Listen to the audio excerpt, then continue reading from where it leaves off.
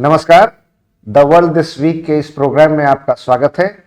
हम बात करेंगे इस हफ्ते की सुर्खियों और उन तमाम विषयों पर जो चर्चा में बनी रही, और इसलिए मैं डॉक्टर पीएम त्रिपाठी, डायरेक्टर वैद ICS लखनऊ, आपको इस प्रोग्राम में बहुत बहुत वेलकम करता हूं। आपका स्वागत, खैर मकदम। मेरे साथ मेरे दो एमिनेंट कलीग श्री पुनीत और श्री अभिषेक हैं, और इनसे हम बात करेंगे और जानेंगे उन तमाम विषयों के बारे में जो इस हफ्ते सुर्खियों में रही, चर्चा में रही, जिन पर वाद विवाद होता रहा। तो सबसे पहले अभिषेक, हमको जरा ये बताइए, अभी सुप्रीम कोर्ट ने एक मदरसा कानून को लेकर के अपना कुछ ऑब्जर्वेशन दिया है और रिजर्वेशन उस जजमेंट को रिजर्व कर लिया है, अभी सुनाया नहीं है। तो ये क्या पूरी कंट्रोवर्सी है, और जजमेंट में तो खैर जो फैसला आएगा उसके बारे में तब बात करेंगे, तो थोड़ा इसके बारे में बताएं। और दूसरा, जो ये ईरान इजराइल का कन्फ्लिक्ट चल रहा है, ये ऐसा तो नहीं कि आने वाले समय में तृतीय विश्व युद्ध, थर्ड वर्ल्ड वॉर की ओर चला जाए। और ये जो हिजबुल्लाह का एक उसमें कोण है, एक हिजबुल्लाह का मामला है, एक एंगल आता है, ये हिजबुल्लाह को लेकर के इजराइल क्यों इतना नाराज रहता है, या क्यों ईरान हिजबुल्लाह का समर्थन करता है, हिजबुल्लाह के बारे में क्या विवाद है, क्या इसकी स्थिति है, इसके बारे में थोड़ा बताएं। और फिर मैं श्री पुनीत से बात करूंगा कुछ उन मुद्दों पर जो इस समय हमारे लिए महत्वपूर्ण है, जैसे कि एक टाटा बस के साथ हमारा जो एक समझौता हुआ है वो बड़ा मायने है रखता है, और वो हमारे देश के आर्थिक, सामाजिक, सामरिक और रणनीतिक दृष्टिकोण से भी बड़ा महत्वपूर्ण है। ऐसा क्यों? और इसी के साथ हम इस चर्चा को आगे बढ़ाते हैं।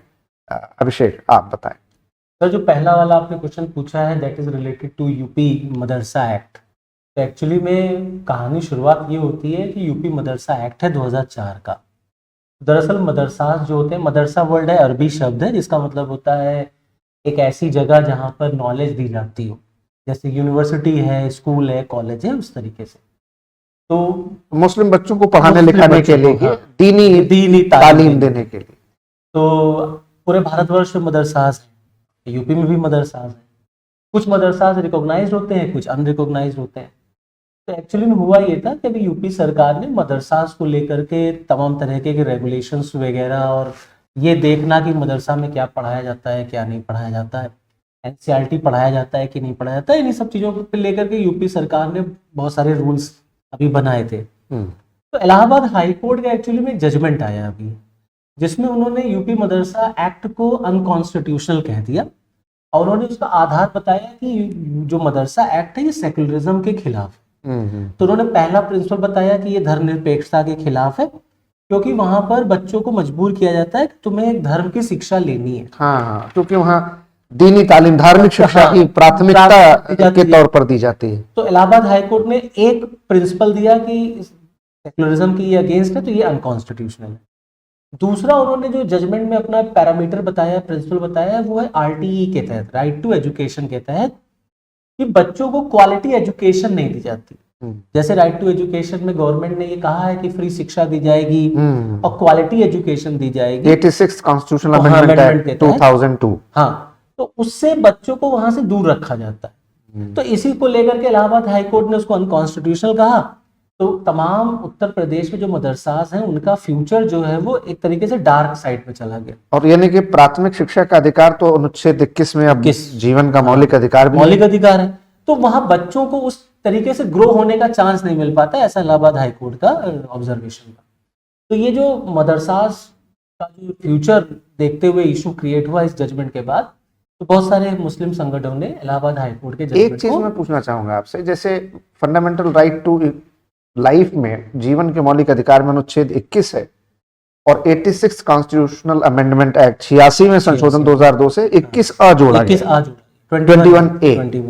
तो उसमें जो है शिक्षा को जीवन का मौलिक अधिकार घोषित किया। राइट टू एजुकेशन एक इंटरनल कंपोनेंट है राइट टू लाइफ का, ये बात है। तो शिक्षा का अधिकार भी फंडामेंटल राइट है बच्चे का। हाँ। बच्चे को अधिकार है, राज्य का कर्तव्य है, माँ बाप का भी कर्तव्य है कि अपने बच्चों को वो मौलिक कर्तव्यों में भी दिया मौलिक गया। कर्तव्यों में भी आ गया। ठीक बात है। तो यही मैटर सुप्रीम कोर्ट में चला गया।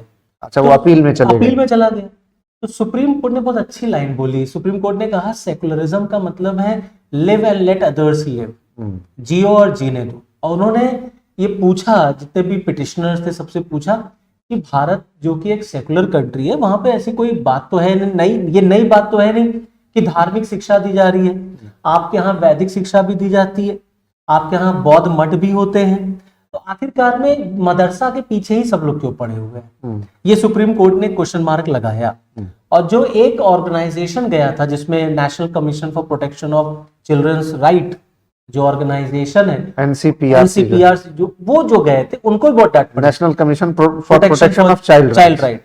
तो उनको कोर्ट ने पूछा कि आप आखिरकार में डेटा लाइए मेरे सामने और ये प्रूव करिए कि वहां बच्चों के साथ इनजस्टिस होता है और बच्चों को वहां पर सही प्रॉपर वे में गाइड नहीं किया जाता या चीजें सही नहीं पढ़ाई जाती। तो कोर्ट ने अपना जो जजमेंट है उसको रिजर्व कर रखा है और कोर्ट ने ये कहा है कि हमें ऐसा फील होता है कि यहाँ पर आप एक पर्टिकुलर चीज के पीछे पड़े हुए हैं, क्योंकि भारत में कोई नई चीज नहीं है और भारत जैसे धर्मनिरपेक्ष देश में ये तो हमेशा से रहा है कि यहाँ पर धार्मिक शिक्षा दी जाती है। तो सुप्रीम कोर्ट ने अपने ऑब्जर्वेशन में ये बोला है कि देखिए, लेकिन सरकारी वित्त पोषित या सरकार द्वारा संचालित शैक्षणिक संस्थाओं में धार्मिक शिक्षा नहीं दी जा सकती। नहीं, लेकिन यही मैं आ रहा था सर कि वहां पर कोर्ट ने ये कहा कि दो चीजें हैं, एक है रिलीजियस एजुकेशन, एक है रिलीजियस इंस्ट्रक्शन।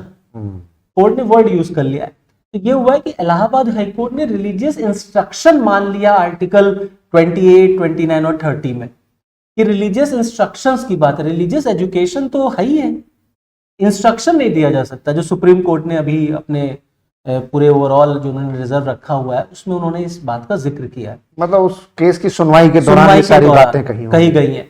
तो उन्होंने ये बात, एक और बहुत अच्छी लाइन उन्होंने बोली कि अगर हम इस कानून को खत्म कर देते हैं, अनकॉन्स्टिट्यूशनल कर दें, तो ये बिल्कुल वैसे ही होगा कि एक नहाते हुए बच्चे को आपने पानी से बाहर निकाल दिया, taking away a baby with the bath tub. ये उन्होंने लाइन यूज की है सुप्रीम कोर्ट में, honourable chief justice of India ने। तो सुप्रीम कोर्ट ने भी ये, यूपी गवर्नमेंट ने भी ये कहा है कि UP government is not against the total Madrasa act, लेकिन कुछ चीजों पे वो चाहते हैं कि रिफॉर्म होना चाहिए। वो यूपी सरकार भी पूरे मदरसा कानून के खिलाफ नहीं है। अब देखिए इसका फ्यूचर में क्या मतलब आता है, जो फाइनल वर्डिक्ट आएगा तब दिखाएगा। अभी फिलहाल कोर्ट ने इतना ही बोला है कि पहली दृष्टया ये लगता है कि मदरसा जो है वो गवर्नमेंट के कंट्रोल में आते हैं, क्योंकि ऑलरेडी जो रिकॉग्नाइज मदरसाज हैं उनको तो सरकार रेगुलेट करती है, बोर्ड है हमारे क्या, कानून है हमारे क्या, सरकार देखती है क्या पढ़ाया जा रहा है क्या नहीं पढ़ाया जा रहा, एनसीईआरटी की किताबें चलती हैं वहां पर। और अब तो धीरे धीरे मैथ्स, कंप्यूटर, इंग्लिश हो ही गई हैं, ये भी मॉडर्न एजुकेशन भी दी जा रही है, मॉडर्न एजुकेशन भी दी जा रही है। तो इसलिए मतलब एक पहले नजर में ये लगता है कि सुप्रीम कोर्ट जो आने वाले जजमेंट में इस कानून को सही मानेगा, इसको नल एंड वॉइड नहीं करेगा। अब देखें फ्यूचर में क्या होता है। तो दूसरा मुद्दा है वो जो हिजबुल्लाह वाला है, ईरान इजराइल का कॉन्फ्लिक्ट है। लेकिन उससे पहले हम आपसे जानना चाहेंगे कि हिजबुल्लाह के बारे में भी थोड़ा बताएं और तब ईरान इजराइल कॉन्फ्लिक्ट के बारे में। हिजबुल्लाह सर एक्चुअली में मतलब ओवरऑल अगर इस कॉन्फ्लिक्ट को आप देख रहे हैं तो ये मान लीजिए आपकी हिजबुल्लाह हो गया, हमास हो गया, ये सारे माने जाते हैं प्रॉक्सी ऑर्गेनाइजेशंस हैं जिनको backup, financial help, technical help सब ईरान कर रहा है। तो ये तो लड़ाई बहुत पुरानी है जो हम देख रहे हैं। अब जो अभी फिलहाल शुरू हुआ 7 अक्टूबर के बाद जो 2023 में हमला हुआ था इसराइल के ऊपर, वहां पर हमने देखा ये कॉन्फ्लिक्ट और गहरा गया। अभी रिसेंटली हिजबुल्लाह के जो है चीफ को मारा गया, इसराइल की तरफ से अटैक हुआ वहां मारा। अभी हिजबुल्लाह के जो बहुत सारे अंडर एरियाज हैं जो जिसको आप एक तरीके से टनल्स कहते हैं, तमाम कमांडर्स मारे गए।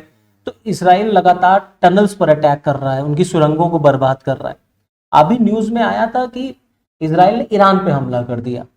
अब ये एक डर है कि कहीं ईरान ना इसराइल पे हमला कर दे, क्योंकि इसका इकोनॉमिकल रिपरकशन है।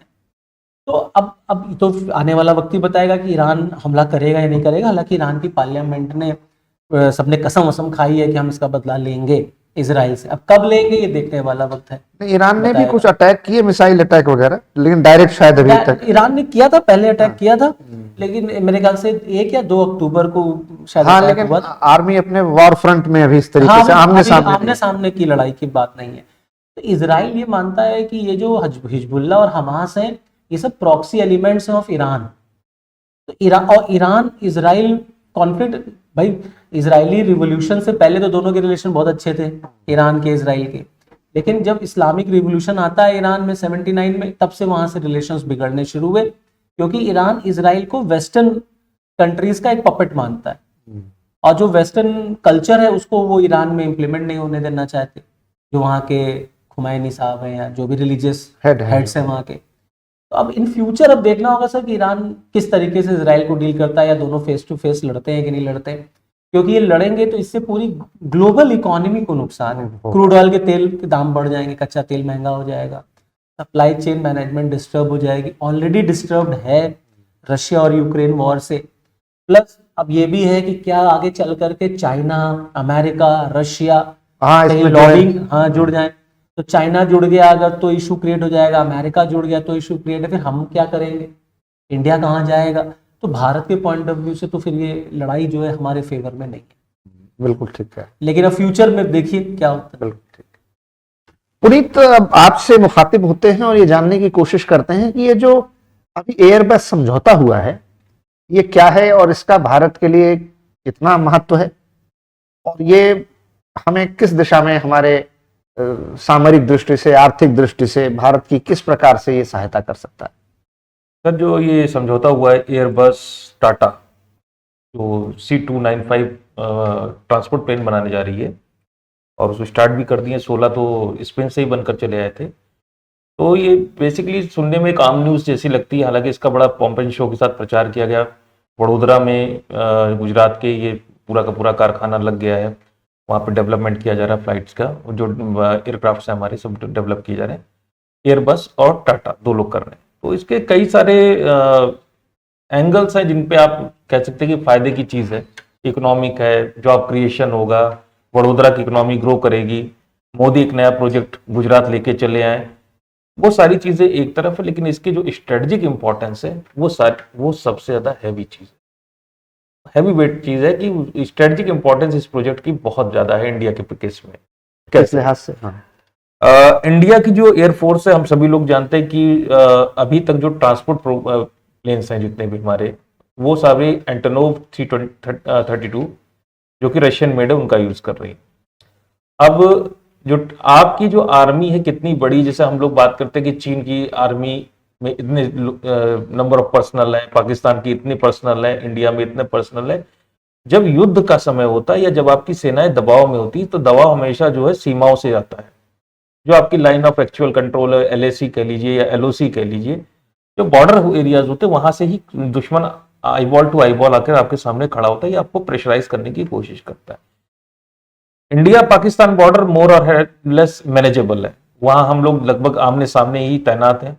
प्रॉब्लम जो हमें आती है वो चाइना बॉर्डर पर आती है, और चाइना बॉर्डर में अगर हम देखें कुछ पोजीशंस ऐसी हैं जैसे कि दौलत बेग ओल्डी, जो हमारा जो सबसे फ्रंट का एयरपोर्ट स्टेशन है, वहां तक पहुंचना और उसके 10 किलोमीटर आगे, मतलब वो दौलत बेग ओल्डी जो आपका अक्साई चीन के सामने खड़ा हुआ एकदम एंट्री पॉइंट है इंडिया का, मात्र 10 किलोमीटर दूर से काराकोरम पास होकर जाता है। काराकोरम पास में 10 किलोमीटर दूर चाइनीज है।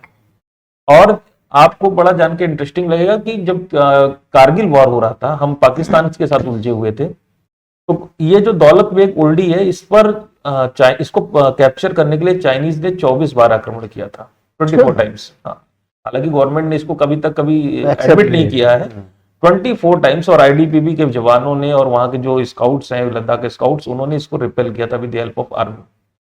इतना इंपॉर्टेंट स्ट्रेटेजिक इंपॉर्टेंस है, और केवल ये लद्दाख रीजन में ही नहीं है, ये आपका गलवान सेक्टर पड़ जाता है, ये आपका अरुणाचल प्रदेश सेक्टर जो भी है, या आपको ट्रूप्स का डिप्लॉयमेंट करना अंडमान एंड निकोबार।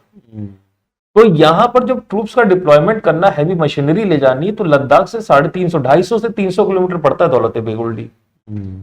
चाइना तुरंत आ सकता है अंदर, लेकिन आपको अपने ट्रूप्स को वहां मूव और मोबिलाइज करने के लिए, वहां पर अपनी प्रेजेंस बनाने के लिए 3 दिन का वक्त लगेगा मिनिमम। और एक ट्रक जो चलता है वो 20 लोगों को लेकर, 20 सोल्जर्स को लेकर जाता है, उसके साथ 3 दिन का खाना, राशन पानी लेकर जाते हैं। और इतनी ट्रेचरस चढ़ाई है, जो रास्ता है, कि आप सिग्निफिकेंट समय में जो है प्रेजेंस वहां पे अपनी इकट्ठा नहीं कर सकते। अब इसमें एक इंटरेस्टिंग चीज हुई थी, AN-32 जो हमारा बहुत वर्क हॉर्स कह सकते हैं इंडियन एयरफोर्स का, और उसने बड़ा कमाल किया था। दौलत बेग ओल्डी पे कोई छोटी सी स्ट्रिप है, कच्ची है, वहां पे कोई उतर नहीं सकता था। AN-32 वहां पे सक्सेसफुली उतरा और इस तरह से चाइना को बड़ा इससे रिजर्वेशन हुआ, बहुत उनको दिक्कतें आई थी। अब जो है हमारे पास C-295 आ गया, अब जब से ही बनना शुरू हुआ। इस पर आते हैं। C-295 जो है ये AN-32 से ज्यादा वर्सटाइल है। उसमें 4 क्रू लगते हैं, यहाँ पे 2 ही पायलट्स इसको उड़ा सकते हैं, नंबर ऑफ क्रू कम हो गए। उसमें 50 सोल्जर्स जा सकते थे, यहाँ पर 73 सोल्जर्स जा सकते हैं। तो नंबर ऑफ जो पर्सनल है, कैरिंग कैपेसिटी, वो आपकी पहले से ज्यादा बढ़ गई। एवियोनिक्स ज्यादा बेटर है, फ्लाइट सीलिंग ज्यादा ऊंचाई तक जा सकता है, यानी कि इसको उड़ान भरने में कम दिक्कत होती है। सिंगल इंजन पर भी फ्लाई कर सकता है। ये सारी कैपेबिलिटी इसके साथ है और ये इसके अंदर आप हेलीकॉप्टर रखकर भी ले जा सकते हैं। क्या बात है। ये मतलब अपने आप में छोटा मोटा, आप क्या कहते हैं, आप 73, आप देखिए एक ट्रक में 20 लोग जा सकते हैं और एक सिंगल ये फ्लाइट में ये 73 सोल्जर्स को लेके जा सकता है। फिर इसको आपको मैं एक कंपैरिजन बताऊं कि अगर जैसे हमारे भारत के लोग कारों के शौकीन हैं, तो ये जो इसकी जो परफॉर्मेंस है, जो हमारी टोयोटा की फॉर्च्यूनर कार आती है, टोयोटा की फॉर्च्यूनर कार की तरह इसकी परफॉर्मेंस है। हैवी वेट है, ताकतवर है, बहुत सारे लोगों को ले जा सकने में सक्षम है और युद्ध की बाजी पलट सकने में सक्षम है। लेकिन इसका मेंटेनेंस और इसका जो खर्चा है वो जो मारुति की वैगनार जैसा है। अच्छा, हाँ, ये ऐसा एकमात्र एयरक्राफ्ट है पूरे वर्ल्ड में जिसने चार्ट में 160 आवर 160 आवर्स पर मंथ तक फ्लाई किया है। अफगानिस्तान में सर्विसेज देता है, प्रूवन ट्रैक रिकॉर्ड है। वर्ल्ड में इसके ऑर्डर लगे हुए हैं कि हमें भी चाहिए, क्योंकि वही है ना कि ऑपरेशनल कॉस्ट कम है और इसको जल्दी से रिकॉन्फिगर कर सकते हैं। आप एक वक्त में इसमें ट्रूप डिप्लॉयमेंट कर रहे हैं, उसी वक्त इसको रिकॉन्फिगर करके इसमें कैजुअलिटी को इवैक्यूएट कर रहे हैं, तो पैराट्रूपर्स को ड्रॉप कर रहे हैं। ये ऐसा एयरक्राफ्ट है कि जो पूरी की पूरी जो हमारी जो LAC है उस पर जो हमारी प्रेजेंस है उसको ओवरनाइट चेंज कर देगा। अब देखिए 56 बन रहे हैं टोटल, 16 मिल चुके हैं, 56 टोटल का ऑर्डर है। उसके बाद फर्दर हम बनाएंगे वडोदरा में। एक फ्लाइट 70 के आसपास लेके जा सकती है, ट्रूप्स को डिप्लॉय करती है। आप सोच के देखिए 10 फ्लाइट में 700, और अगर आप इस तरह के 56 के 56 भेज देते हैं, हालांकि वो पॉसिबल नहीं है, तो चाइना सोच भी नहीं सकता, हाँ, उसकी जरूरत भी नहीं पड़े।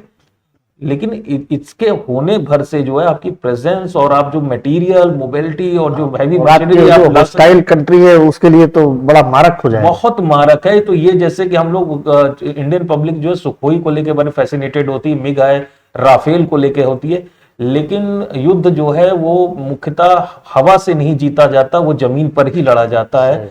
आई ball to eye ball contact में लड़ा जाता है और आई वहां तक अपने जो सैनिक हैं उन तक रसद पहुंचाना, उनके एम्यूनिशंस, आर्म्स, उनको खुद को डिप्लॉय करना ऐसी होस्टाइल टेरिटरीज में, उसके लिए ये बहुत ज्यादा इंपॉर्टेंट। तो ये स्ट्रेटेजिक इंपॉर्टेंस इसका बहुत ज्यादा है।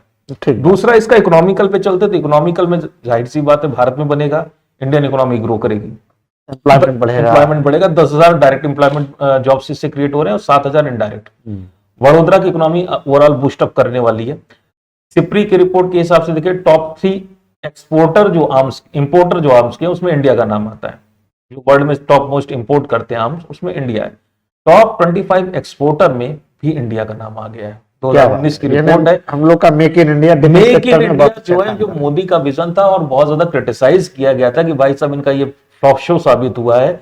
डिफेंस में तो ये रोज एक नया झंडा गाड़ दे रहे हैं, और चाहे ब्रह्मोस को एक्सपोर्ट करने की बात हो, चाहे हमारा जो तेजस है, मल्टीपल लोगों पार्टी से बात चल रही है और बहुत सारे देश उसको खरीदने के लिए लाइन लगा के खड़े हुए हैं। सस्ता प्लेन और इतना ज्यादा ताकतवर है कि everybody is eager to purchase that particular plane. उसके बाद आपका ये C-295, इसमें एक और खास बात है, इसका नाम बड़ा इंटरेस्टिंग है, C-295। ये इसका क्या मतलब है? इसको स्पेन की एक कंपनी बनाती थी, कासा, CASA, कासा, उसी का C है।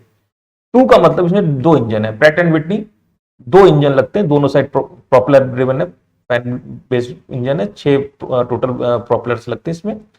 और 95 का मतलब है 9,500 किलो का पेलोड ले जा सकता है। अच्छा, 9,500 किलोग्राम पेलोड को ये ले जा सकने में सक्षम है। इससे पहले जो हमारे AN-32 था वो 7,000 किलोग्राम के आसपास वो पेलोड ले जा सकता था।